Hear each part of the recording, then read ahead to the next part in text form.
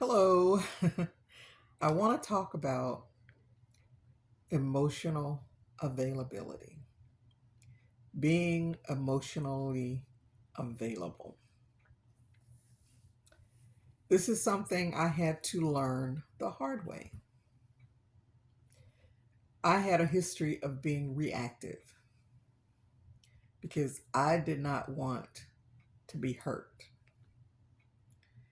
So when it felt like I was in danger emotionally, I reacted. I did a video about attachment styles. And during that time, I was fearful avoidant. Not fearful, fearful avoidant. And I went from fearful avoidant to anxious, preoccupied. And now I'm more secure leaning. But during the fearful time and the anxious time, my default setting was reactive. And usually it was words. I could attack someone verbally just on my perception of something.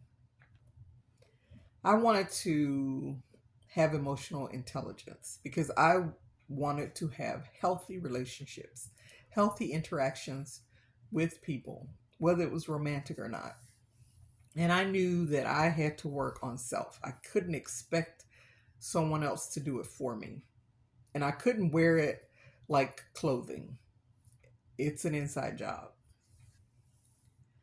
And in order to be emotionally available and to have emotional intelligence, I know that I had to be self-aware.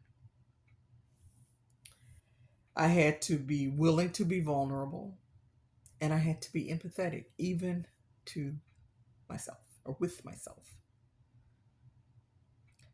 And the process was seemed difficult at the onset, but as I began to implement it, it was really quite easy. And now I find that if something upsets me, I allow myself to feel that. I don't sit in it, I don't stay in it, but I allow myself to feel it. And then I'm better able to process it as whether it's a valid feeling or just me reacting. And I do no damage because there was a time, even in a work setting, I would react and, you know, I knew I would change the atmosphere of the work environment based on how I perceived something or how I, you know, thought something was presented to me. That's the best way I could express it. And so I learned the hard way that the best way to have emotional intelligence is to be emotionally aware and emotionally vulnerable. So I wrote down a couple of things. In order to be emotionally available, you have to identify those emotions. And the best way to identify them is with saying to yourself, I feel. I feel. I feel hurt. Why do you feel hurt? What triggered that emotion? You have to heal those past wounds. And that's through therapy, counseling, prayer. You have to process the deep hurt, the wounds that are unhealed. You've masked them with so many things that you think you're healed, but you're not because you're reacting emotionally. Sometimes that's lashing out, sometimes that's shutting down, but there's still a reaction. Practice being vulnerable. by using the words I feel. It takes a lot to be vulnerable. You have to choose to be vulnerable. And saying I feel, that's huge. That's huge. Whether you say it to someone else or you just say it to yourself.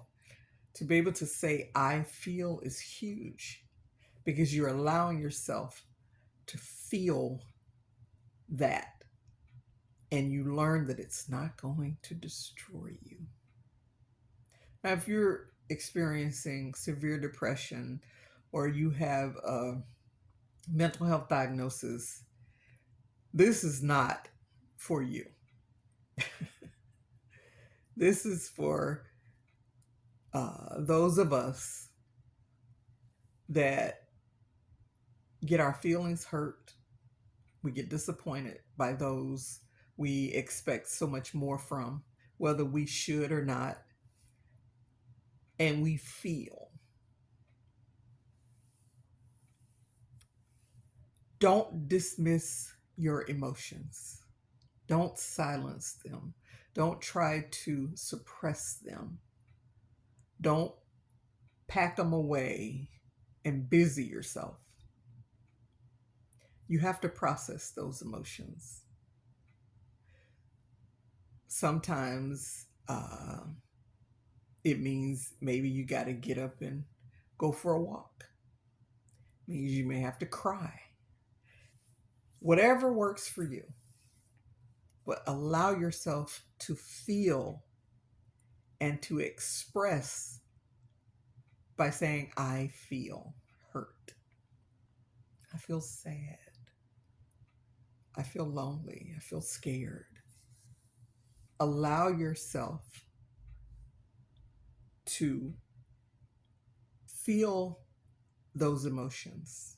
Don't dismiss them. Emotional regulation is key. It is vital that you manage your emotions instead of allowing them to manage you. There's so many true crime stories because individuals allow their emotions to control them. That's not what we want. We want to have emotional intelligence, but we also want to be emotionally available to those who are safe. So push through the fear. You can do it with counseling. You can do it through prayer, whatever works for you. But you're allowing yourself to feel that emotion, process through it by owning it, admitting it, acknowledging it. And then when you come out on the other side, you're like, that was unpleasant, but I survived it. So the next time you have those feelings, then you find that it's not so traumatic. It can still hurt. It can still make you cry. It can still cause you to have a physical reaction. But you have the tools to process that emotion. Now, I'm the type that I like to communicate that.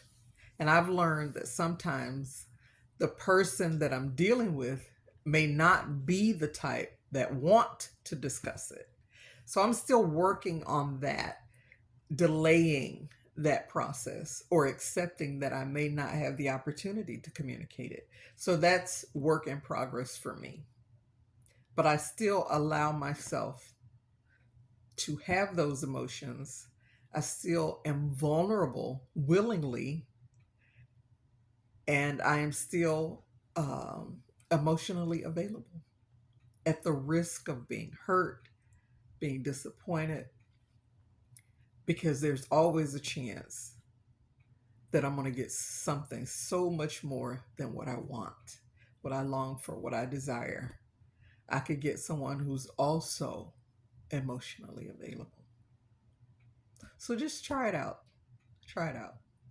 Be emotionally available.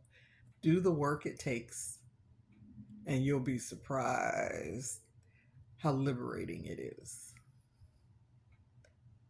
Talk to you next time.